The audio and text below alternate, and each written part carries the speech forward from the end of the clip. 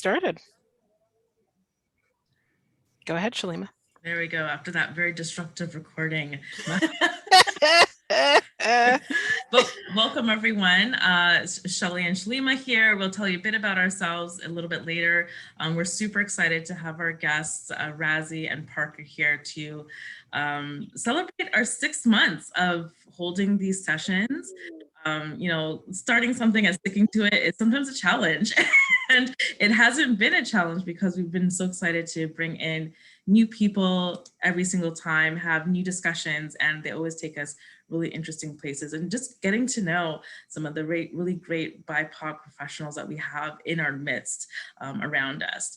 And so as we start, I want to share where we are coming from. So both Shelly and I are located in the traditional and unceded territory of the Coast Salish peoples, specifically the Kwantlen, the Katzie and Semiahmoo and Tsawwassen First Nations, who we acknowledge continue to care for and sustain this land. It's our privilege to be able to join you from this land, and particularly as we consider the history of peoples here in this land called Canada now. And before it was Canada, there was a long history of people, and both Shelly and I have families that have immigrated here to Canada. So understanding that history is really important to us. Understanding the culture that was established here is important to us. And this ties to why we do what we do. Our culture is also extremely important to us, and acknowledging where we're coming from. And so, as I mentioned, we're both of Trinidadian heritage, and that really reflects our naming, Kaiso careers. The word Kaiso is originally from music that was established by both people of African ancestry as well as Indian ancestry in Trinidad. It was a fusion of music, and originated with enslaved peoples wanting to communicate with each other when their language was taken away, when their culture was taken away. And so they created a way to do that through music, and that's continued. It's brought people together, cultures together in Trinidad. And so that's what we hope to do here in bringing us together in community and understanding our journeys, our struggles, our triumphs, and our stories. So yeah. Let's tell them a little bit about ourselves, Shalima. Sure, Shelly. So you see our little two faces down at the corner of this image here. We've been friends for a long time, since we're young, and both of us have a passion for really bringing the community together. Myself, I currently work with Fraser Health. I do people development. My area is primarily in leadership development. I also work for an organization called HRX, where we do EDI consulting and assessments and training. And it's just a huge passion of mine to be able to create spaces that are better than what they have been for people that look like us, that either have grown up here or have immigrated here and have different experiences than perhaps the dominant culture. And so that's what brings me to this space here. Shelly, how about you? Okay, great. Thanks, Shalima. As Shalima mentioned, we grew up as close family friends, and that's how we connected initially as children. I work full-time at Langara College. I work as an instructor, and I also am currently doing some work to address anti-Black racism within the institution. Outside of that, I also work as an EDI consultant with HRX, and I'm very involved in numerous Black-led organizations and spaces, some of them that focus on getting our community members activated when it comes to the political side of the house, just educating our community members. So that's one of the things. Another area would be also with the National Congress of Black Women. And again, and as an educator, another area is also with the BC Black Ed Network. And we had a meeting yesterday, and it was, again, when I think of that space that we had, where we have about 90 or so members of that group, it's so important to have these safe spaces where we can have open conversations, honest conversations, and not be afraid to share what we're going through, and having the support of community. And this is part of the reason why Shalima and I actually decided to work on launching these series that we do every month, because we saw that there was a need to create spaces for us to have these candid career convos, so we could really highlight the work that our community members are doing that don't always get acknowledged, because we have phenomenal community members that are doing outstanding things. And as we know, sometimes they just go unnoticed. And we want to shout out our community members who are doing outstanding work. And we want more people to know who you all are and what you're doing, and how could they potentially tap into some of the work that you're doing if they need to in the future. That's really what it's about. It's elevating our existence, creating this platform so we can just, yeah, shine like we do. So that being said, maybe we'll take just a moment to hear a little bit from Parker first, and then Rasie. Parker, if you could just share maybe a thought or two on, what would you want our audience to know about who you are? Okay. Yeah, sure. So I've been here in Vancouver, what is colonially known as Vancouver, and here on the unceded, occupied, and stolen land of the Musqueam, Squamish, and Tsleil-Waututh. I've been here since 2002, in relationship with a Canadian, which is why I'm here. Moved here from Los Angeles, and we have a 16-year-old daughter and underneath my desk here, a 6-year-old puppy, a dog, Anyway, yeah, I'm the daughter of Addie and John, and they're from the States, Ohio and Indiana. I've been involved in a variety of things. I guess the short and long of it, I moved here after working in higher education for almost 20 years, doing mostly student services related work, research, working for associations and that sort of thing. I know people have probably seen some of that in looking at my bio. But the other thing that really also attracted me to come here was just the beauty of British Columbia and Canada, just quite astounding. And I worked for the city of Vancouver for 10 years in Equal Employment Opportunity Office. And I'll talk a little bit more about that later. And that was an interesting experience. And as a person who's living in Canada and had about 40 years in the US before coming here, I still see myself as an American in Canada, particularly a Black American in Canada. So I don't see myself as quote unquote Canadian, because there are so many times there are things that I bump into that let me know that, like, but I do love it here. And so that, I guess that's, and my pronouns are he, him.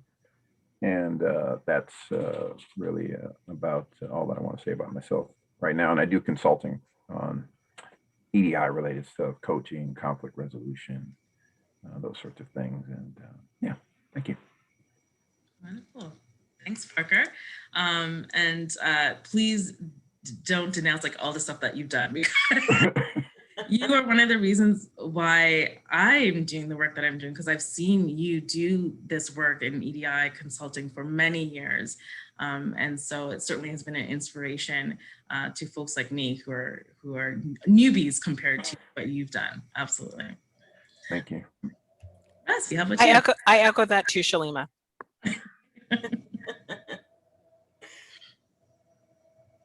And Rasie, how about you? All right. My name's Rasie. I was born in Sierra Leone and raised, and I lived in the Gambia for about a year and a half. And then I moved to Vancouver, grew up in Langley, and lived my way through into Vancouver, and then lived in Alberta with my late husband, moved back to Vancouver, BC. And my background is mostly operations management with corporations. So McDonald's, Starbucks, HMS host at Vancouver International Airport. And I got to work for Reitmans as well. And then I started my entrepreneurship journey, planning on opening my own coffee shop, and COVID happened. So I had to figure out other routes. So right now I do leadership coaching. I coach corporate leaders, helping them lead their teams more effectively. And it's something I'm very passionate about, and I've experienced all of it, most of it, actually not all of it, but most of it. And I want to help. I don't want to stop at just doing it for myself. And yeah, and then I recently published my book, Lead in Your Truth. And yep. And it's all about like my journey and my story converted into 8 steps to help leaders lead better. And I believe the world can be a better place with better leadership and more effective. Yeah, so that's a bit about me. And I work with Immigration Services Society, and I'm leading a program right now for youth entrepreneurs that have a business idea and they want to monetize it. Yeah, that's where I'm at. Thank you for having me. Welcome to you both. I think what stands out in both of your backgrounds is this connection around leadership, and either being in that role of leadership or supporting others and doing better in their leadership, and then ultimately creating better organizations, helping teams work better together.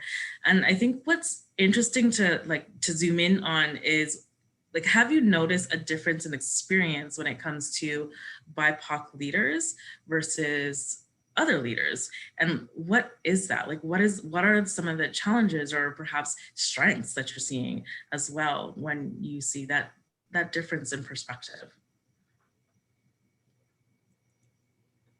Okay. For my experience, I found that I had to work a lot harder, and from just from high school and moving my way through different corporations, I not only had to work times harder, but I had to set way higher expectations for myself. Because I know if I have really high expectations for myself, nobody else can beat those expectations. So I'll always deliver more than is expected. And when I'm in, I've been in environment, I'll kind of like share a story. When I moved to Canada, I got into HD Stafford Secondary School. And before I was admitted into the school, I had to prove that I'm capable of being in grade 9, because my age group was in grade 8 at the time, and I was too young, and I'm from Africa. How could I be that smart to be in grade 9, being a grade ahead, right? Quoting the conversation. So I had to take a math test and an English test to prove that I am capable of being in grade 9. Took the test, scored 90+%, and I still got put into grade 8 because that can't be possible. And, I think that really, I carried that with me, and self-doubting, like, oh yeah, okay, I'm from Africa. I got to just work harder. Like, I got to do harder. Even when I'm working harder, I got to go harder. So I think it's just a different playing field for us. And that's why, in my leadership role, I'm like really putting myself out there and inspiring the youth that looks like me, that knowing that it's possible. You just don't give up, and just seek the right support, and having the right resources, and not being scared to ask for help, because it's okay. That's how we get further with our village, right?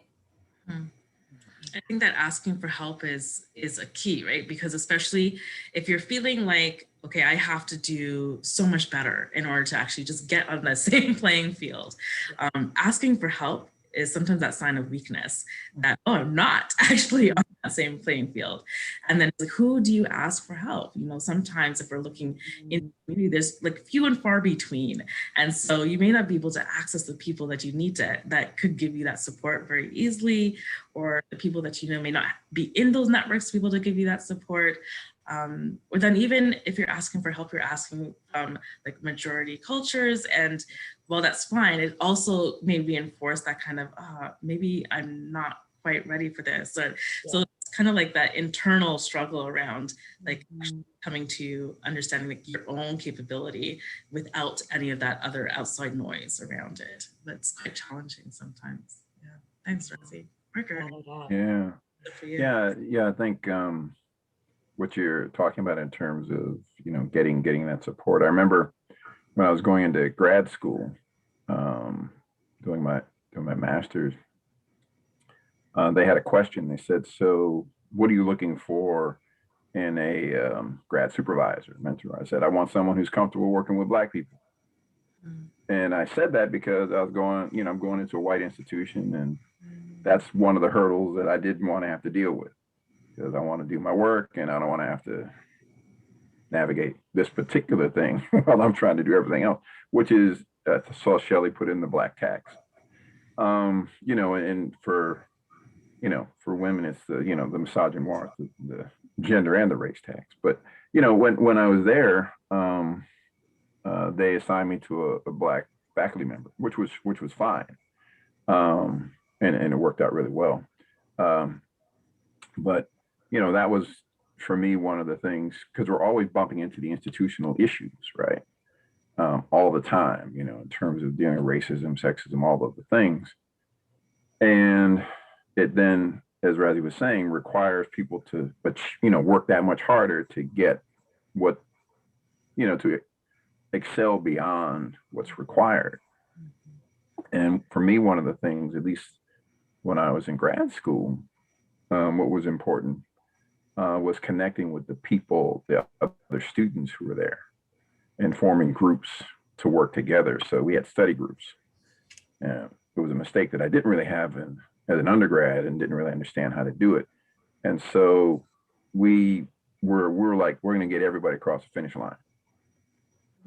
So that was sort of the collective notion of, you know, doing the work, gathering, and then, you know, working together. And when I was in school at the time, it was also when in the States, there was a real push for English only. And this was in the early 90s, late 80s.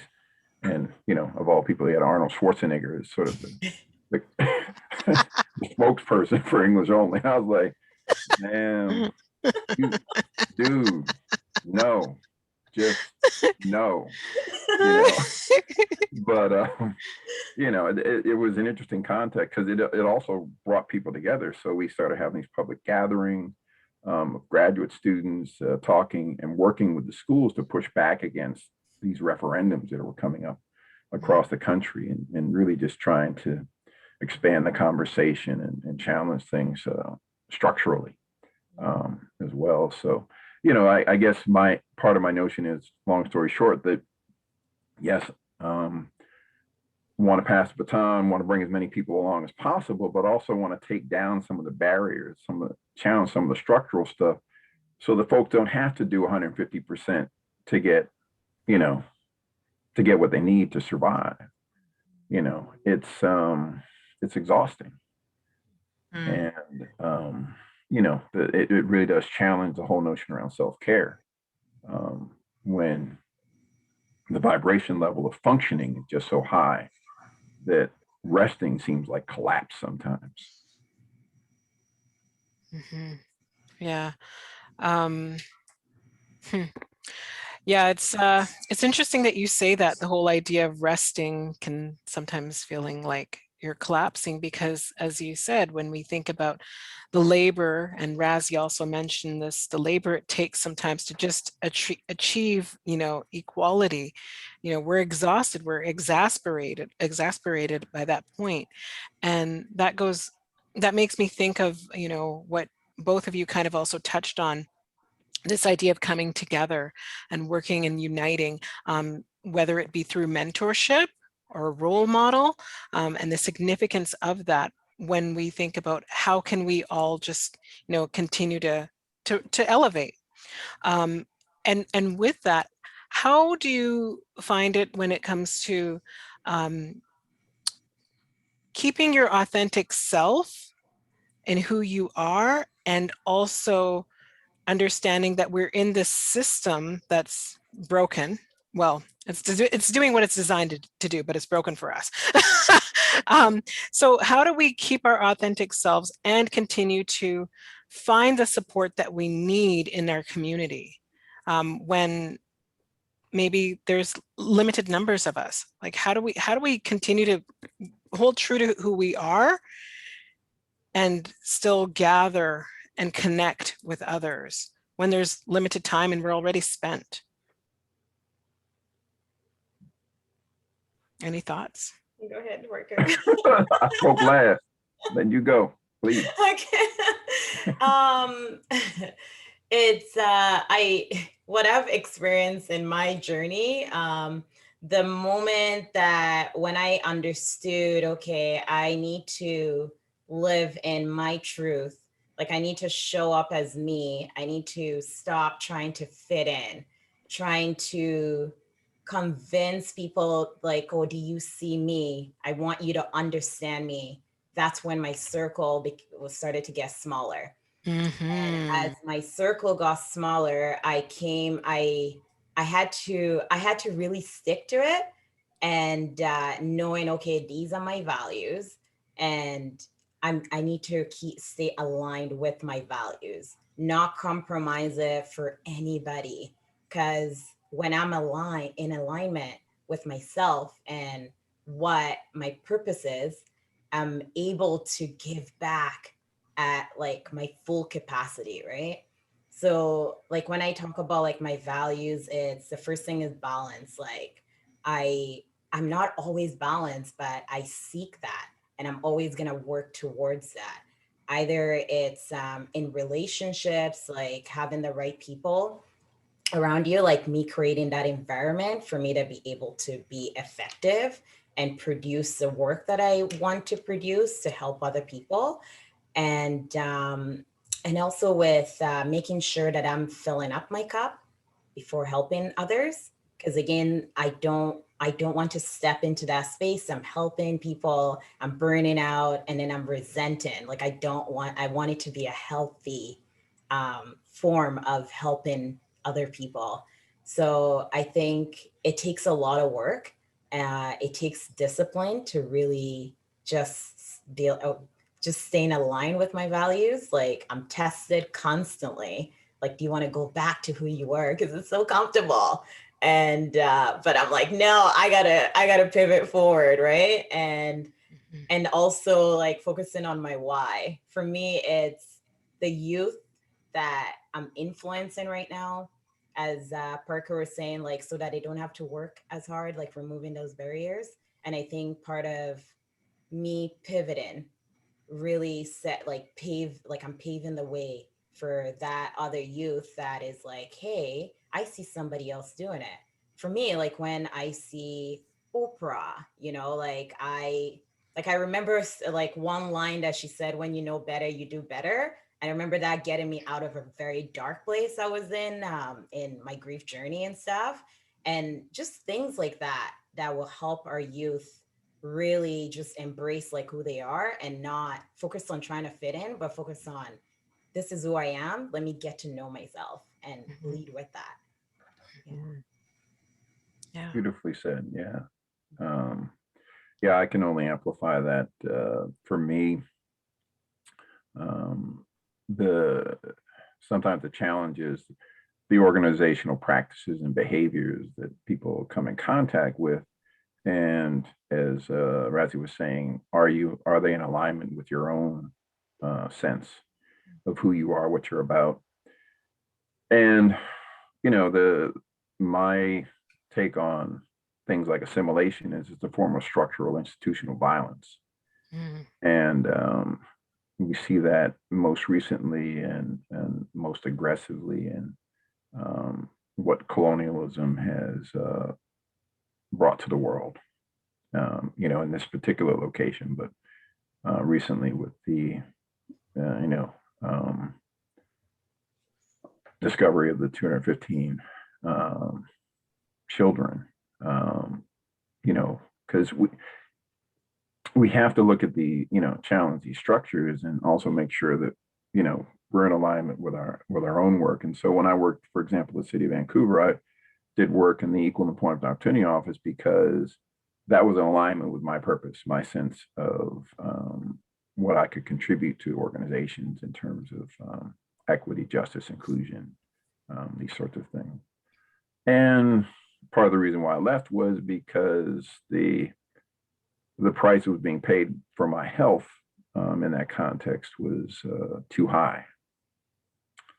And unfortunately, I've met too many folks for whom they worked in organizations and then have decided either to work independently in addition to it, or just do independent work altogether to chart and define their own path, which is not always an easy thing.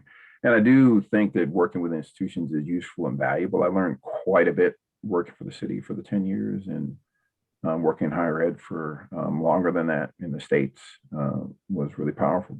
And the importance of mentoring, the importance of knowing on whose shoulders you stand. And as a friend of mine says, we want to talk about nets, not ropes, and so we want to get people moving forward together. And and in doing so, figure out how can we build people up, support one another, because there are so many things that are trying to tear us down. Yeah, so that's been part of my work. And also for me, being here in Canada and being in Vancouver, just appreciating the wealth of knowledge and experience that that the two of you are bringing forward, and having people come together and have these conversations.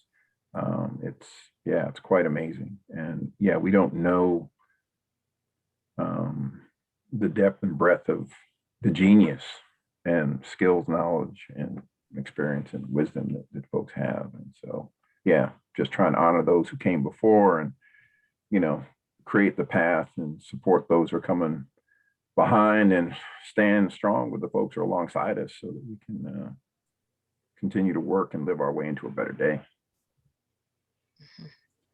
One thing that has struck me from a course I had taken earlier was this saying that people change at the rate of their own self-interest. Mm-hmm. And in both of the work that you do, Parker, in your leadership, in your organizational work, in anti-racism work, in your EDI work, you're asking people to change. Mm-hmm. Rasie, you're asking people to change their thinking, Mm-hmm. leadership, how they engage with others in their team.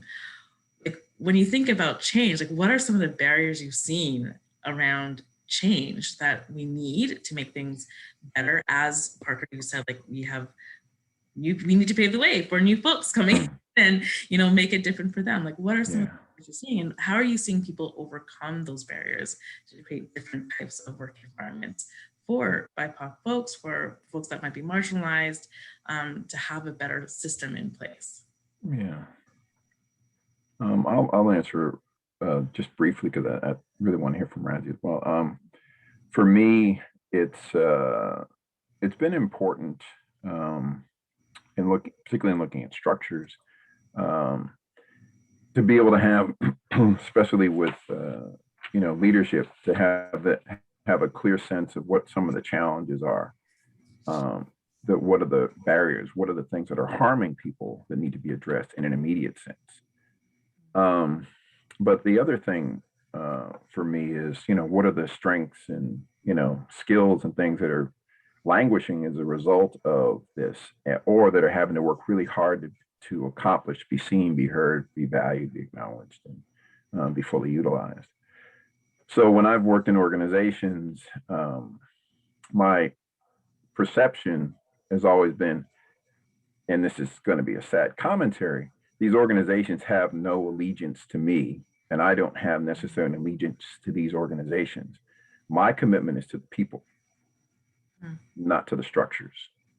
Mm-hmm. And so when people say, oh, the structure betrayed you, it's like, well, no, the structure harmed me, but it was never designed for me. It's doing what it was designed to do. And people talk about that with regard to the police, but we can talk about it across institutions. Mm-hmm. And so, when I work for the city, my notion was I need to serve the people and do what I need to do, because organizations protect up and punish down. Mm. And we see that happening all the time. And so my interest was really in trying to bring forward those voices, particularly as people talk about from the margin, and bring them closer to the center for points of engagement and that sort of thing. And it's always a challenge, you know. And all of the nonsense that you encounter along the way. But you also, for me, I did encounter some interested people, some people who were had a sense of commitment, and the level of preparation that's necessary for us to be ready to quote unquote step into those leadership roles. But the other side of the equation for me is particularly for white leaders in these organizations, to recognize not just that the organization is going to change, or that policies are going to change, or vision and all that sort of stuff, but we as individuals are going to change. Yeah. You know, sort of like Octavia Butler says, you know, that which you change changes you. And so, you know, God has changed, you know, to people who probably read some of her work, but I encourage people if you haven't. And that change is constant. And we're picking up and we're letting go all the time. And we're learning and unlearning. And so that's just a constant need for change and evolution. And it's happening. It's just a matter of, are we aware of it? Is it serving us? And how do we move forward? And how do we gather as we go? Anyway. Thank you. Rasie, your thoughts? Yeah, wow, that was really deep. I like that. Yeah. It definitely, yeah, it's like not all about the organization, but about the people as well, like being accepting of that change. I've been in like quite unique situations where my personality, you know, when I show up and who I am and express, because I like to have fun. I like to have fun. I like to just be and have very honest conversations. And unfortunate with certain situations that I was in, some leaders did not appreciate that. You had to be proper and, you know, you speak when you're spoken to, and you wear your buttoned up shirt and you show up, and yeah, and you just don't challenge anything that's being said. You just do as you're told. And, you know, the moment, like, as I was embracing, like, you know, feeling empowered to speak up, because I was really lucky to work for a direct report, a mentor and leader that really showed me interactions, like how to show up in your own way. Cause she was just a blast to be around all the time. And she just spoke as she felt it. And I embraced that. I'm like, oh my gosh, I can do this. And the moment I started doing that, there was some promotion, some project that were just like passing me by. They're like, oh, I don't know about her. She's always challenging what we're saying. So let's not give it to her. Right. And I remember a time where I actually questioned top leadership, because there's a thing that happens in the restaurant business and the service industry where, let's say, people from top leadership from head office from across the country are coming to visit. We have to make the stores look tip top shape, like it had to be perfect. And I questioned that. I followed it for a long time. And then I started to, I saw a difference in communication that we're saying to our team. We're saying, hey, when top leadership comes around, you got to be like this. But when the customers are coming in, you got to be like this. That's two different. I'm like, I don't represent that. It's not aligning with the leader I am and the leader I'm becoming. So I remember questioning that, and there what transpired after that, the treatments and the shutdown, the dismissal before even I'm dismissing myself. And yeah, it was just really challenging, just because I spoke of the uncomfortable, the things that they don't want to address. Because again, just like we're talking about the change, like that they're not willing to change that, so it's not going to happen. So you bringing up this conversation, you're going to get the lashback. You're not going to get that promotion. You're not going to get to work on that project. And I think it, for me, the biggest part, and I really help my clients with this, is just accepting your teams for who they are individually and not trying to change people's personalities, because that's who they are. And either you accept it or not, like that's who they are. And focus on, like, you know, improving their behavior, teaching them, coaching them, because they already have what it's already in them of what they need to succeed. And we just need to guide them and let them walk their walk, right? Yeah. Absolutely. I think one of the things that came up in my mind as you were sharing that, Rasie, is this whole idea of the organization and the companies training people to be performative. Right? It's like, where's the authenticity, right? That's why there may have been a disconnect, because it's like, well, you know, maybe 3 months, you know, at a time we're operating it this way. And then in that, you know, 4th month, when the higher ups are coming, all of a sudden we got to change how we do things. We got to operate at this level. And we know that it's not sustainable. It doesn't matter if it's not sustainable, because we need to perform at this level so that they think that this is how we are doing it all the time, but it's not authentic. And maybe that's where there was that push and pull of like, oh, this doesn't quite work for me. And then the other thing that kind of came up is when we think about, you know, holding our authenticity and claiming it, how do we do that while we're navigating through these challenging spaces where there's the power dynamics, the privilege, and the politics? So I'd like to hear from you two on that. What advice would you give to somebody who's relatively new in their career and they're trying to like own their authenticity and still navigate through the challenges of power, privilege, politics in the workplace? Especially when this idea of professionalism is guided by like old ways of doing things, right? Or respectability politics, you mean? Respectability, yeah. You know, offering the Eurocentric framing. Yes. And the cis heteronormative framing of how we are supposed to show up in the spaces. I guess, and that's the assimilation part that I was talking about as a form of institutional violence. I think that organizations have to reckon with that, you know, that stop trying to change the seeds and change the soil, you know, and really step into that in meaningful ways. Because one of the things that people, that organizations need to do, and also that for us as individuals, is to be able to speak candidly about what is harmful and what is helpful, because racial capitalism will not save us.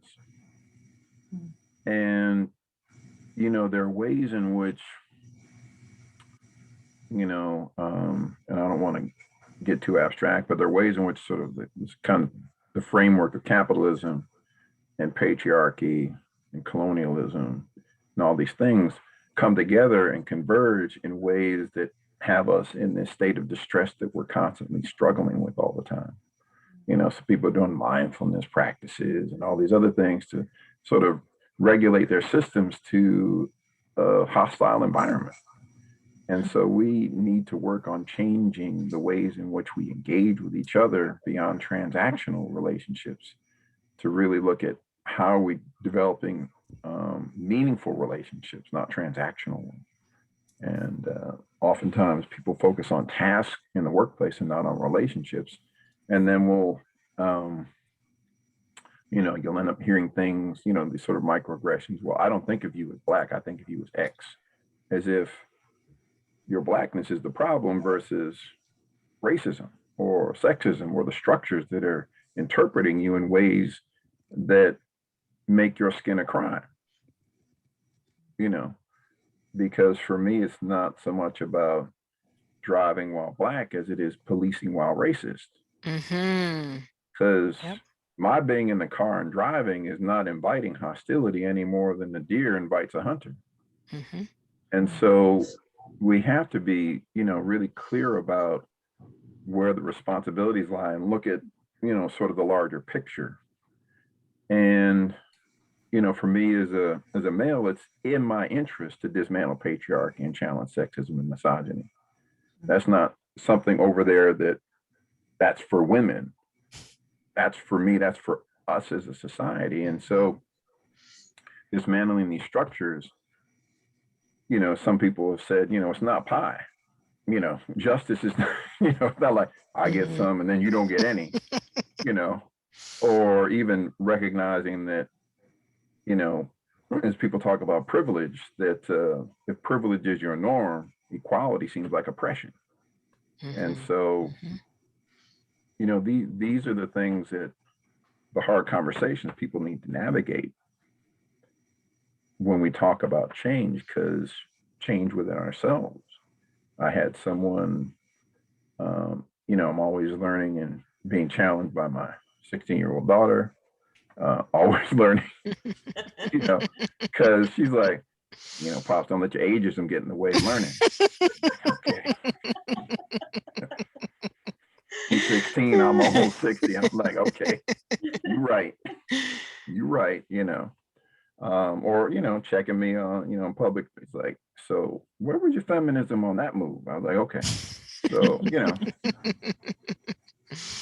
we're in public spaces, when you get checked, you gotta respond, sometimes you get a little defensive, but it's just like, look, is this helping and serving others, the behavior? Or is it harming?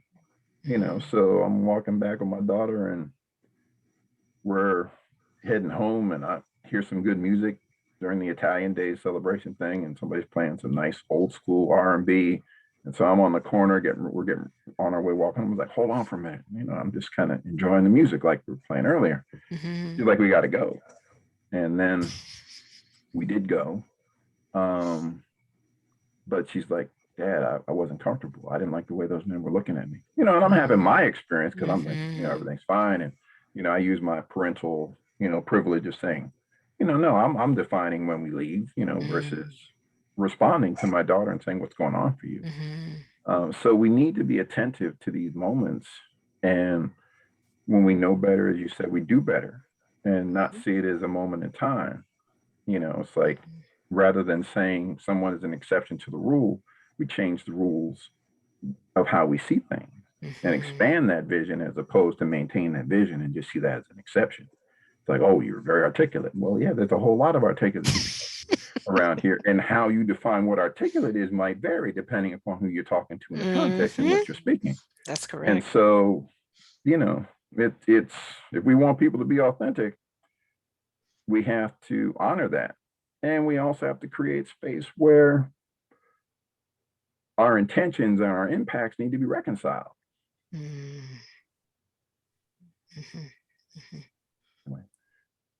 mean, what I'm drawing from a lot of what you're saying there is we have to be willing to ask questions in those where we're not sure.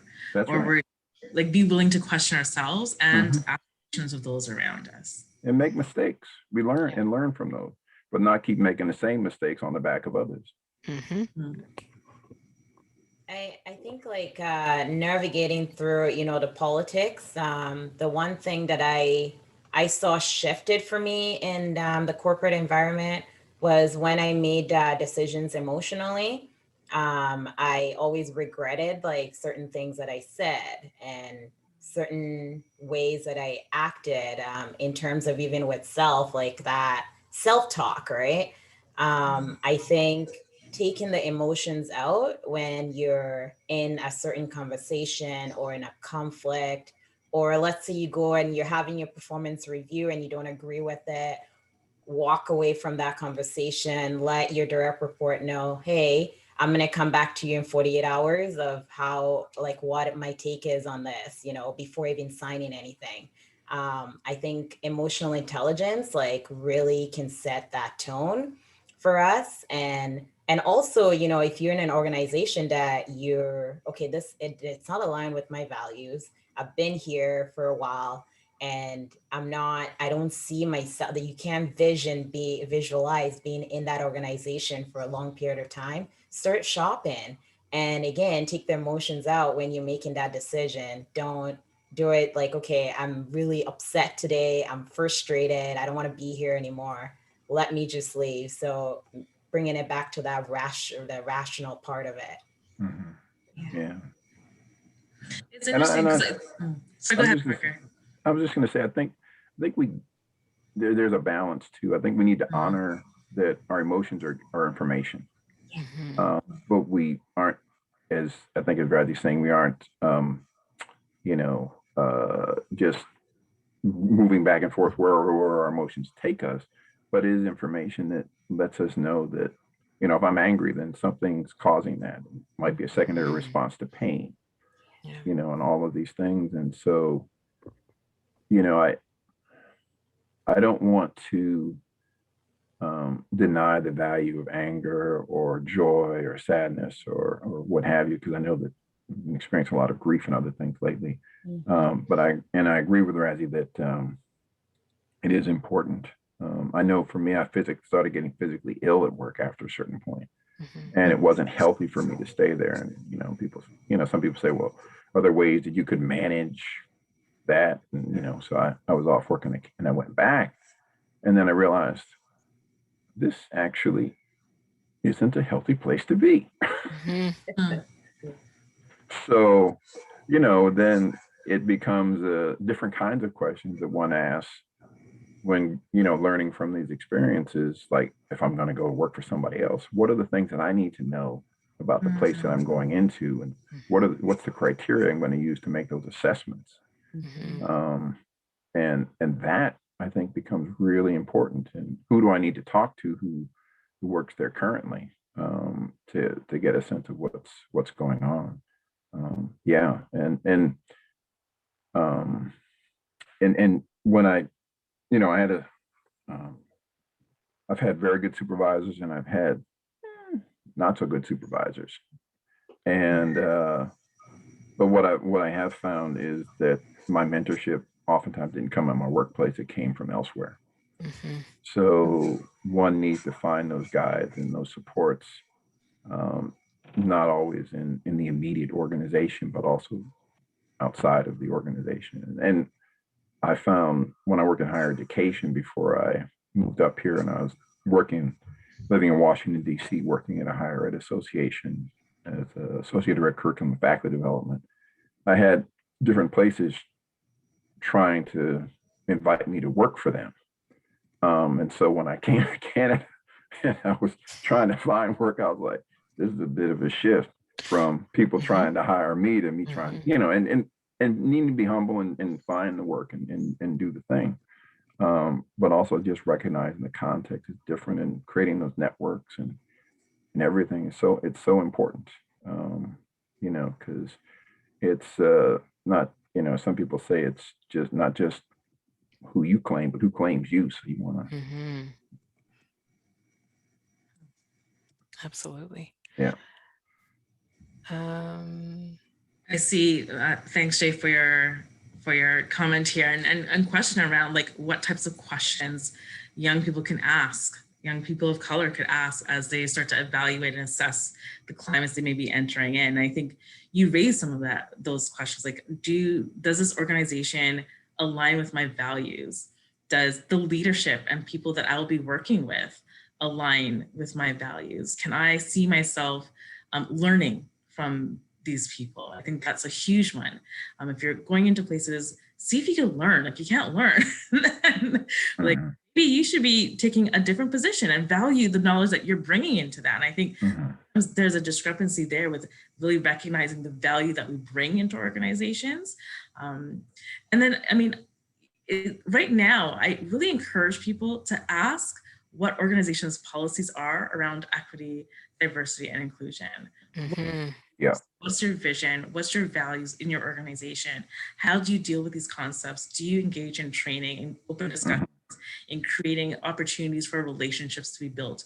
And those are the places where you want to work, where they actually consider this as important. Yeah.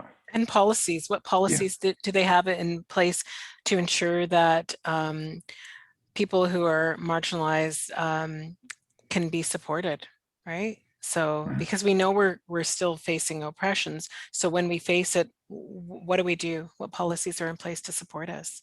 And what does it look like on the ground when those policies are engaged? Yeah. Because far too often people engage those policies, but find that they aren't as helpful as they would hope for them to be. And so getting a sense on the ground, what does it look like? So if you've had issues of sexism, racism in the workplace, how have you investigated and resolved those? Do you use transformative justice frameworks? What are the consequences for folks, and how do you support workplace environments when things do go sideways and restoring those spaces?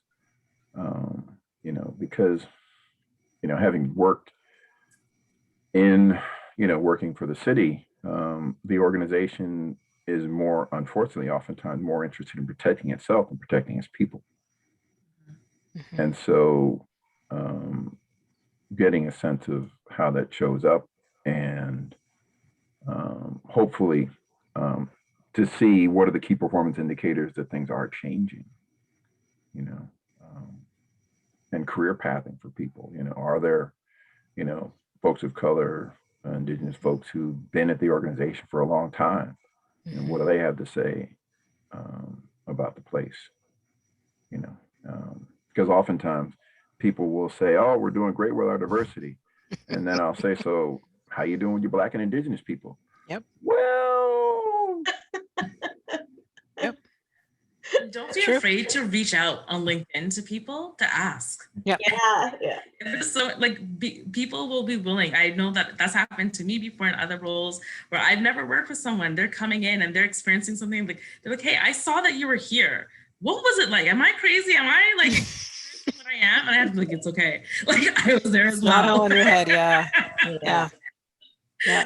So, Their experiences aren't that unique. Do we want to dip into that question from Joy, or do we think that I know I'm looking that Joy at time. had a question. Yeah. Joy, your question was about authenticity and whose idea is it? And then also, how do you recognize authenticity from that of the institution's authenticity? Yeah, I think, I mean, when the concept of authenticity comes up, it's, to me, when I think of it, it's like, it's an individual thing. It's how I feel, what guides how I live my life, what's important to me, my value system. And when we're looking at where we want to work, I think Parker kind of addressed some of that earlier, and also Rasie. How do we see if this place of business is in alignment, and are we asking the right questions to ensure that they are in alignment with our value system, so that we can bring as much of our authentic selves as possible to the workplace. We may not be able to bring our full selves, but if we can bring 80%, 90%, woohoo, right? Because yeah, we still recognize that we're in these institutions that have a lot of work to do. A lot of work to do. I think part of the barometer is not like whether I am bringing my whole self, because like, as you said, like people have to determine what it is that they want to bring into the workplace, and everyone's levels are different. And what's safe to bring in too, right? Exactly. It's, do I feel like I can bring my whole self? And if I choose to do that, will that be respected? Would that be valued? Am I safe to do that? I can decide how much of that I do, but do I feel like I can? And when you can't, that's that barometer of, okay, this is a place where I may not feel like I can be authentic if I want to be. Yeah. Yeah. We're looking at time. We're kind of tight on time. We wanted to talk about Juneteenth. We wanted to talk about a lot of things, but we are running out of time. Shalima, do you want to do the giveaway? Exactly. So before we end, we did say that we were going to have a giveaway in celebration of 6 months, but also in celebration of Juneteenth, like tomorrow. And we recognize that this isn't a well-known time in Canada. It certainly has started to be recognized. We also celebrate Emancipation Day in Canada, and both Shelly and I are from Trinidad, and so that's also celebrated there as well.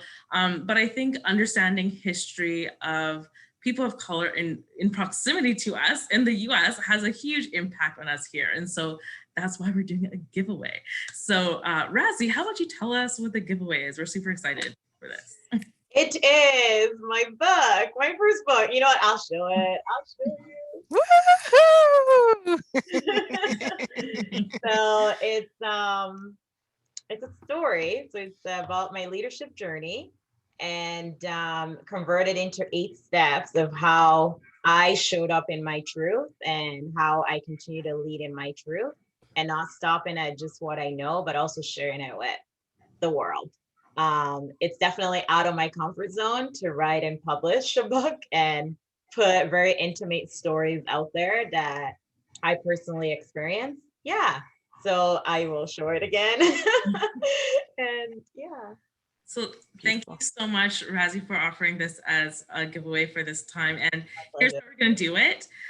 We're going to have you, if you're interested in winning this, please share in the chat one inspirational quote, one piece of advice, one thing you live by or value that you think is important for people to take in on their journey. And we're putting all the pressure on Parker to judge and choose what strikes him the most. Yeah. We'll give you a few moments to enter that into the chat. And Parker will choose what strikes him the most, and we'll be in contact with you as to who won. So we're super excited to do this. And while we're waiting for people to think about what their kind of leadership mantra is, why don't we share with our folks how they can continue to connect with us, Shalima? I think we can share some of where people can find us on social media. And people are saying that you're sweating, Parker. Are you? Just a little bit of pressure. Awesome. Yeah. So yeah, please connect with us on Facebook, on Instagram, we're on LinkedIn, and also YouTube. So we do post these sessions on YouTube so people can either refer other people to listen and learn about the people around us who are doing some really great things. Or if you haven't had a chance to come to one of our sessions, you can check past ones out there. Yeah, so do connect. Okay. I don't see anything in the chat yet. Are people nervous or what? What's going on? Are you shy? I know, right? I mean, the other, okay. All right. There we go. Got something. You must do better. Love that, Colin. That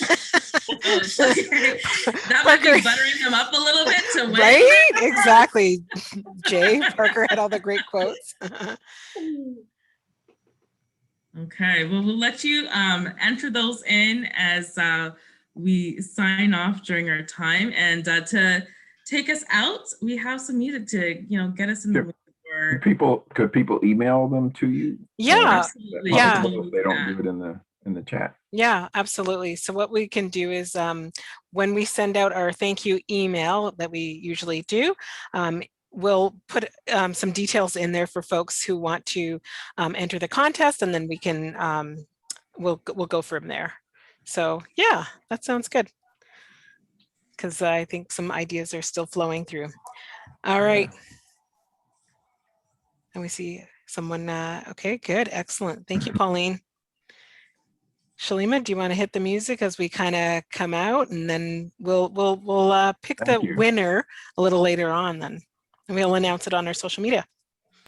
Thank you so much, and appreciate the opportunity to meet people in this space, at least the boxes that they're there, and really great to meet you all as well. And Rasie, very inspired. Looking forward to reading your book. I look forward to connecting with you further. I can learn a lot.